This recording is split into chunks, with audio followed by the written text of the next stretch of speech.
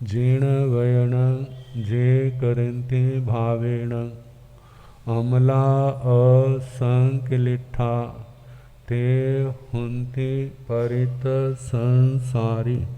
बोलिए भगवान महावीर स्वामी की। पावन चरित गुरुदेव जी बंदो मन वच काय। भव सागर को तरण में करो हमारी सहाय। जिन शासन जिन वाणी सदा जयवंत हो। श्रवण संग सदा अविचल मंगल हो। मुक्ति को प्राप्त श्रमण भगवान महावीर स्वामी, उनकी परम पावन कल्याणी भागवती वाणी वाचक प्रमुख श्री इंद्र भूति गौतम आदि गणधर भगवंत योग प्रधानाचार्य परम पूज्य श्री सुधर्मा स्वामी जी महाराज, उनकी परम पावन पाठ परंपरा वर्तमान आचार्य ध्यान योगी परम पूज्य श्री शिव मुनि जी महाराज एवं गुरुजन सबके पावन चरण सरोजों में मेरा अनंत अनंत बार वंदना नमस्कार। उपस्थित धर्म प्रेमी सज्जनों, माताओं तथा बहनों, 9 तत्वों में जीव तत्व और उसमें पंचेंद्रिय त्रियंच जलचर स्थलचर खेचर उर्पुर भोजपुर, ये 5 प्रकार का संसार। और उसके आगे संगी असंगी करके 2 भेद और हो जाते, 10। फिर पर्याप्त और पर्याप्त करके 20 भेद हो जाते। कहते इनको जानने का क्या फायदा है? अपने आप को जानो। किसको जानो? अपने आप को जानो। औरों को जानने का क्या फायदा है? कहते यदि आप औरों को नहीं ना जानते तो अपने आप को भी नहीं जान सकते। अपने को जानना है तो दूसरों को जानो, दूसरों को जानोगे तो आपको अपने आप का पता चलेगा। ये सब कुछ भगवान ने ही तो बताया, नहीं तो भगवान कह देते भाई अपने आप को जानो। और क्या करना आपने? नरक स्वर्ग को जान करके, त्रयंच मनुष्य गति को जान के क्या करना आपने? बस अपने आप को जान लिया, सब कुछ जाना गया। लेकिन इससे नहीं, देखा जाए सबसे ज़्यादा विशाल ज्ञान आपको दिखाई देगा तो जैन धर्म का साहित्य दिखाई देगा। द्वादशांगी वाणी कितना लोप हो चुका है, 11 अंग भी पूरे नहीं। और बाकी जो है कहते समय का प्रभाव ऐसा कि उसको धारण करने वालों की योग्यता नहीं। जो हमारे पास नहीं ना होता उसको जानने की उत्सुकता होती है, और जो है उसको नहीं। आप किसी को सुनाते हैं ना, शास्त्रों में कई ऐसे शास्त्र थे जब उनका पाठ करते ना संत, तो देवता सामने आके खड़े हो जाते थे और कहते बोलो आपने बड़ा अच्छा पाठ किया, मैं आपकी क्या सेवा करूं। मन में उत्सुकता जागी है ना। ये शास्त्र पाठ किसके पास होना चाहिए? मुझे कैसे मिल सकता है? और वो मुनि जो मोक्ष मार्ग का पथिक है, त्याग विराग जिसके जीवन के अभिन्न अंग है, कहने लगे मैंने जो स्वाध्याय आत्मा की शुद्धि के लिए किया है, कर्मों की निर्जरा के लिए किया है, मुझे संसार के भौतिक पदार्थों की आवश्यकता नहीं। तो वो देवता बड़ी श्रद्धा से उठ बैठ के उस मुनि को वंदना करता है। आपने अपना जीवन धन्य कर लिया। कहते हैं नीति का वाक्य है, बिना मेहनत की कमाई घर में ना आने देना। बिना मेहनत की कमाई घर में ना आने देना। यदि आएगी ना तो वो अकेली नहीं आएगी, उसका परिवार भी होगा। तो आप जानते हैं दुनिया के अंदर एक लक्ष्मी माता का परिवार है और एक सरस्वती माता का परिवार है। दुनिया के अंदर लक्ष्मी माता का परिवार है, बस माता को मत्था टेकते जाओ और आशीर्वाद लेते जाओ। कौन सा आशीर्वाद है? वो जो माया लुटाती है ना, सोने की मोहरें, वो मिलती जाए। कहा कि जब आपके घर में ऐसी कमाई आएगी ना तो उसके साथ कितने व्यसन आएंगे। मद आएगा, मैं पैसे वाला, मैं जायदाद वाला, मैं संपत्ति वाला, मेरे अधिकार। अब उनके साथ साथ कितनी बुराइयां, खाने में विकृतियां, पीने में विकृतियां, जवान में विकृति, कहाँ कहाँ पर क्या देखोगे। किसके कारण से आया? बिना मेहनत की कमाई आई है। कहा है जिस व्यक्ति ने मेहनत से कमाया है तो वह खर्च करते भी सोचता बड़ी मेहनत से कमाया। इसका दुरुपयोग ना हो। मुझे अपना जीवन, अपने परिवार का जीवन भी चलाना है तो गलत साइड में नहीं जाना चाहिए।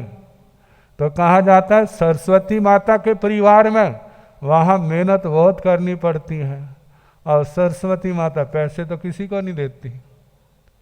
वो क्या करती हैं? कहते हैं ज्ञान लो, अपने अंदर प्रकाश करो, अपने भविष्य के निर्माता स्वयं बनो। कभी गलत रास्ते पर नहीं चलना। चलोगे तो उसका परिणाम तुम्हारे को भोगना पड़ेगा और वह परिणाम एक जन्म में नहीं, जन्म जन्म में तुम्हारे को भोगना पड़ेगा। जो कदम कदम पर मार्गदर्शन करती है, कदम कदम पर गलत रास्ते से रोकती है, लेकिन दुनिया के लोगों का, उनकी प्रकृति ऐसी है, हम जो मर्जी करें हमें रोकने वाला कोई नहीं होना चाहिए। कहा फिर विनाश लीला भी वहाँ पर होती है। जैसे आप देखते हैं ना आजकल प्राकृतिक आपदाएं कितनी आ रही हैं। कहीं बादल फट रहे हैं और कहीं पर बाढ़ आ रही है, कहीं पर कोई महामारी आ रही है। आखिर ये सारा है क्या? देखा जाए जो लोगों के अपने पाप कर्म है। लोगों की क्या है? अपने पाप कर्म है। यदि आत्मा इन पाप कर्मों से पीछे हट जाए तो ऐसी कोई आपदा नहीं होगी। कहा जाता है गुजरात में राजा कुमारपाल हुआ है और उनके गुरुजी का नाम था आचार्य श्री हेमचंद्र जी महाराज, जिनकी विद्वता का कोई आर पार नहीं था। कोई ऐसा सब्जेक्ट नहीं जिसके ऊपर उन्होंने अपनी लेखनी ना चलाई हो। सैकड़ों वर्ष हो गए हैं, लेकिन आज भी उनके संस्कृत प्राकृत भाषा में उनके रचे हुए ग्रंथ हमारे को मिलते हैं।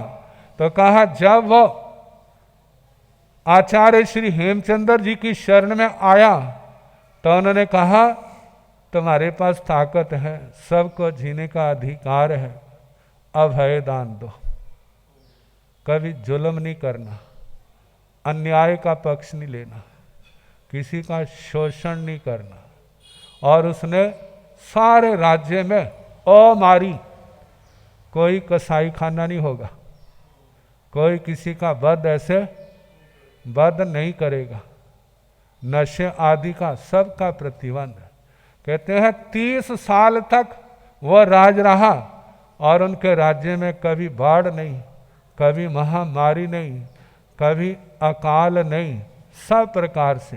कहते हैं तुम आप दूसरे को अभयदान दोगे ना तो तुम्हें भी क्या मिलेगा? अभयदान मिलेगा। प्रकृति कब रुष्ट होती है? जब इंसान रोष वाले काम करते। कहते हैं जब गलत काम करते हैं स्वयं तो मरते हैं, लेकिन आसपास में रहने वालों को भी, उनको भी मरना पड़ता है।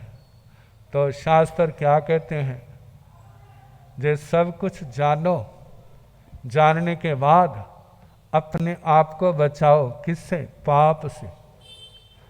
तो पंच इंद्रिय त्रयंच कहते जैसे हमारी आयु होती है, इनकी भी आयु होती है, लंबी लंबी आयु भी होती है। सब कुछ शास्त्रों के अंदर वर्णन आता है। और जो मरने के बाद अच्छे हैं वो ऊपर की ओर चले जाते हैं, और जिनका जीवन हिंसा प्रधान है उनका नीचे जाना होता है। तो पहले जलचर कहा जाता है, जलचर इनकी आयु कम से कम अंतर मुहूर्त और ज़्यादा से ज़्यादा करोड़ पूर्व की। और जलचर ज़्यादा करके उनका जीवन कैसा होता है? मच्छ, मगरमच्छ, हिंसा प्रधानी, मांसाहारी होते हैं। तो ऐसे जीव 7वीं नरक तक पहुंच जाते हैं। जलचर जीव 7वीं नरक तक, और जलचरियां है वह ज़्यादा से ज़्यादा 6ठी नरक तक चली जाती। और जब ऊपर जाए तो 8वें देवलोक तक, 8वें देवलोक तक चले। कहते देवलोकों में कैसे जाते? कहा कितने जीव जिन्होंने सत्संग सुना हुआ पूर्व जन्म में, लेकिन कोई गलत काम हो गया, कोई गलत काम हो गया। जब गलत काम हुआ तो उसके कारण से उस पाप को भोगने के लिए कहाँ पर? पशु योनि में जाना पड़ा।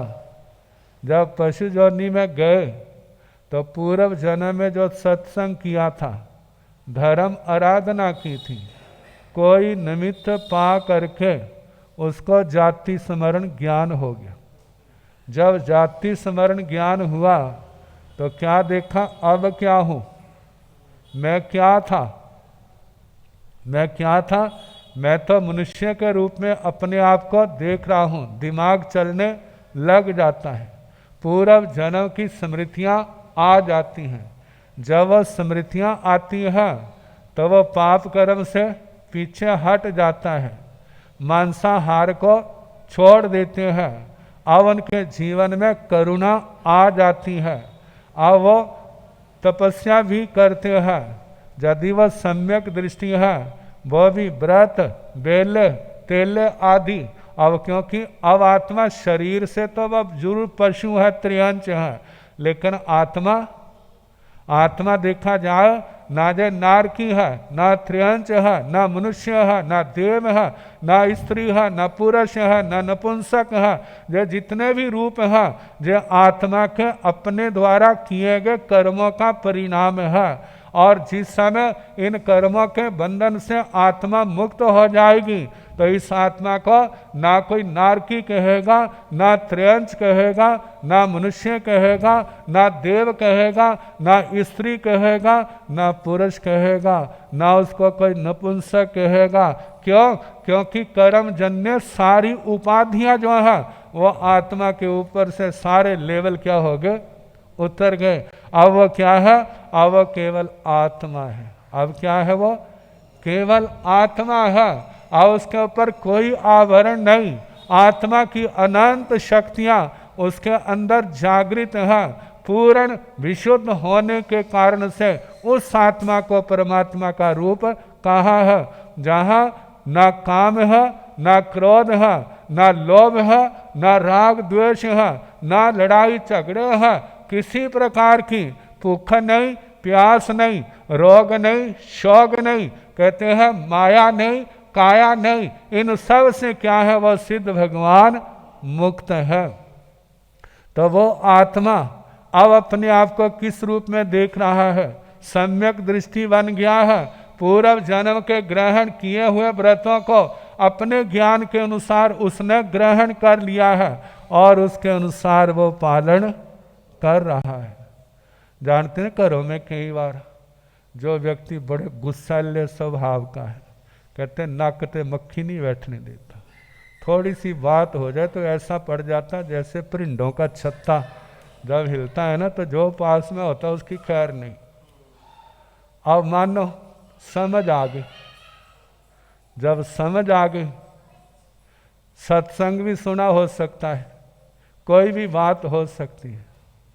अब ना कोई बोलता है किसी से, मतलब की बात की, लड़ना झगड़ना तो दूर की बातें हो गई। अब उसके खाने में, पीने में, बोलने में, हर काम में विवेक अब एक दूसरे का सहायक बन गया। अब जो आसपास में रहने वाले होते हैं ना, कहते जी क्या हुआ, ये तो वो नहीं है जैसा हम देखते हैं। फिर कहते हैं इसके अंदर ना ज्ञान हो गया। क्या हो गया इसके अंदर? इसके अंदर ज्ञान हो गया है, इसको समझ आ गई है, अब ये गलत काम नहीं करता। कहते हैं एक चोर अपने बेटे को चोरी सिखाने के लिए चला, तो सबसे पहले उसने अपनी कुल देवी को मत्था टिकवाया। मत्था टिका के कहने लगा, हे देवी माता मेहर रखना। क्या करना? मेहर रखना, दया रखना, हमारा काम भी हो जाए और हम किसी के हाथ भी ना पड़े। अब अरदास करके चल पड़ा। रास्ते में चलते चलते एक पहाड़ी दिखाई दी और वहां पर एक दीपक जल रहा था। अब वह चोर अपने बेटे को कहने लगा, बेटा वो देख रहा है ना क्या है? कहते घर है और वहां पर दीपक जल रहा है। कहते मैं एक बात बताऊं? कहते बताओ। कहते इस घर को मैंने 18 बार लूटा है। कितनी बार? 18 बार लूटा है। अब बेटा कहने लगा, बापू इस घर को आपने 18 बार लूटा, लेकिन फिर भी इसके घर में दीवा जल रहा है। इस घर में दीवा जल रहा है और आपके घर में आज तक दीवा नहीं जल रहा। और बापू कहने लगा, बेटा तू घर वापिस जा, तो इस धंधे के योग नहीं है, तेरे ऊपर महामाई ने कृपा कर दी। देखा ना असली कृपा क्या है? पैसे पकड़ा दिया, वो कृपा नहीं है। असली कृपा है दिमाग को ठीक करना, सूझबूझ देना, जिसके अंदर आत्मा के अंदर विवेक आए और इस विवेक के सहारे दुनिया में चले, किसके लिए परेशानी का कारण ना बने, किसी का सहयोगी तो बने लेकिन किसी को तंग करने वाला नहीं हो। कहा जे शिक्षा जे साक्षात अमृत है, जे आज्ञा देखा जाए, जे ट्यूबों वाली, बल्बों वाली, दीपकों वाली, जे लाइट तो है केवल द्रव्य प्रकाश है, भाव प्रकाश क्या है? जे ज्ञान का प्रकाश है, सच्ची समझ आए तो उस जलचर को जो आ गई है और उसका जीवन बदल गया। जब बदल गया, बड़ा सौम्य शांत साधना प्रधान, तो ऐसे जीव मरने के बाद जब आगे जाते हैं तो वो 8वें देवलोक तक पहुंच सकते। सारे वहां जाते हैं ऐसा नहीं, देवलोकों में जैसी उसकी करनी है उसके अनुसार चले जाते हैं। अब देखो धर्म कहीं भी हो सकता है, जरूरी नहीं अच्छे अच्छे स्थानों पर। आत्मा की जागृति होनी चाहिए, आत्मा जाग जाए और देखा जाए दुखमय स्थानों पर समता ज़्यादा रखनी पड़ती है और वहाँ पर कर्म भी ज़्यादा कटते हैं। तो अब आगे कल जैसे समय होगा सुनाने का।